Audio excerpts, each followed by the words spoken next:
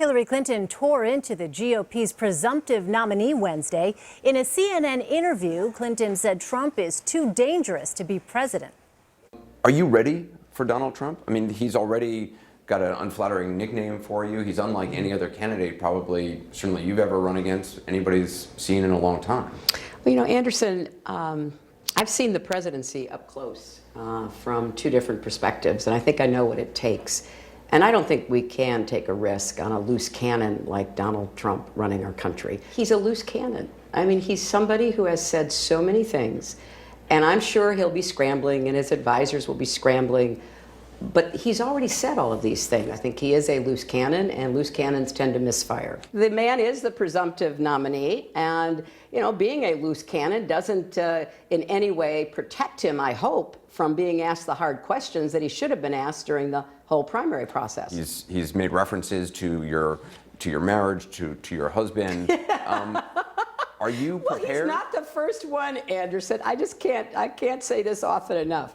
If he wants to go back to the playbook of the 1990s, if he wants to follow in the footsteps of those who have tried to knock me down and take me out of the political arena, I'm more than happy to have him do that.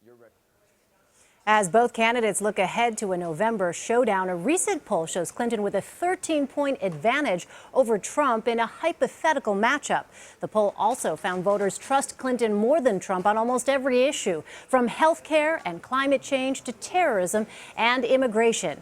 Nancy Cordes is here in studio with us. All right, so Nancy, let's talk about that. Loose cannon. I lost track of how many times she said it. It was four, Elaine. It was four, okay. But who's counting? So could that possibly be a preview of how, in a general election, she would go after Trump? Absolutely. You know, normally the challenge for a candidate at this point is to define their opponent. In this case, everybody knows Donald Trump and they know his deal. So the challenge for Hillary Clinton is to distill her message against him. There's a lot of different ways she could go. She wants to simplify it. So you hear her say loose cannon. You'll hear her call him risky. You'll hear her talk about how it's not safe to have him a hold of the nuclear codes.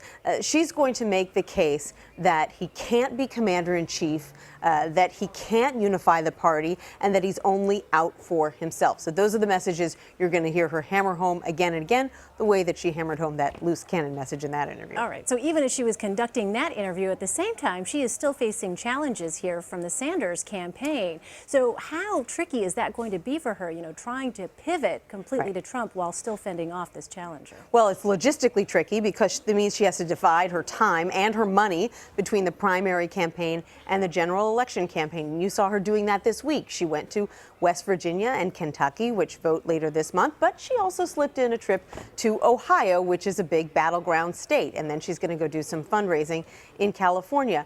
She's going to have to spend money in those states. And, you know, you're trying to marshal all your money and all your energy for the general election, and she can't do that. At the same time, you know, she continues to be the story. She's running against Bernie Sanders, and 8 years ago, it certainly didn't hurt Barack Obama to be in a fight with Hillary Clinton all the way to the end of the primary. People kind of forgot about John McCain a little bit because he had his nomination locked up. Now, I don't think people are going to forget about Donald Trump. He's going to make sure that that doesn't happen.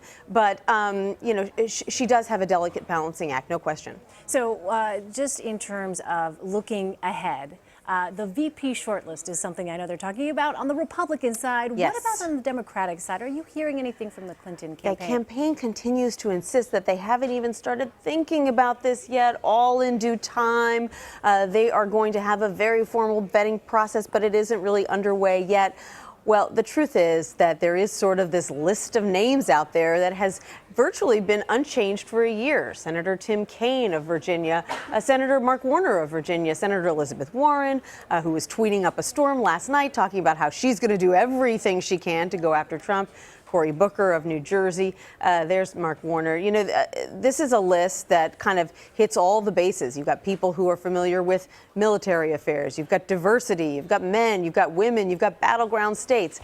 So it's just going to be a calculation as they get closer to the convention about which one of those Democrats can help her the most. And she said today in that interview that far and away the most important quality to her is can you be ready in the event that something happens to the president? Because she said, you know, at the end of the day, that's the most important quality in a vice president is the ability to step into the Oval Office and take charge if you need to. Yeah, heartbeat away from the presidency.